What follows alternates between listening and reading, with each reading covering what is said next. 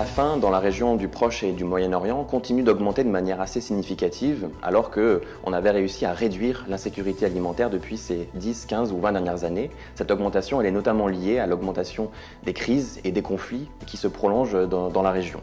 Aujourd'hui, c'est plus de 60 millions de personnes qui sont confrontées à l'insécurité alimentaire, c'est-à-dire qui n'ont pas accès à suffisamment de nourriture chaque jour, et une nourriture surtout de qualité.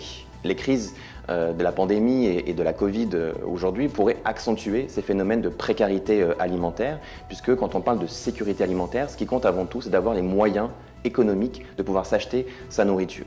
La région du Proche-Orient et de la Méditerranée du Sud sont particulièrement exposées au changement climatique, ce qui a des conséquences importantes sur leur capacité à produire et donc à nourrir la population.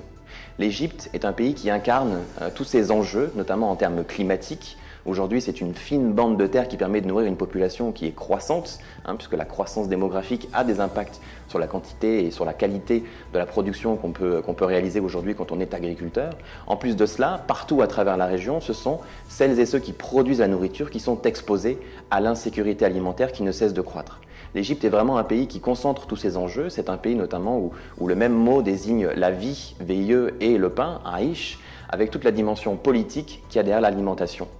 N'oublions pas également que la région proche, Moyen-Orient et Méditerranée sont exposées à un double fardeau. À la fois l'insécurité alimentaire est galopante, plus de 60 millions de personnes qui sont en insécurité alimentaire, et dans le même temps des taux d'obésité et de surpoids qui continuent de croître de manière significative. 10% des enfants de moins de 5 ans sont en surpoids aujourd'hui, ce qui pourrait mener à l'obésité plus tard, et 60% de la population du Proche, du Moyen-Orient et des pays d'Afrique du Nord sont exposés à des situations de surpoids, et d'autant plus d'obésité dans ces systèmes de sécurité et de santé qui sont assez peu performants. L'insécurité alimentaire, le surpoids, l'obésité, le fait de ne pas pouvoir manger suffisamment et de qualité met en danger les systèmes de protection sociale, l'investissement, mais également la capacité de chacun à vivre une vie digne dans le futur.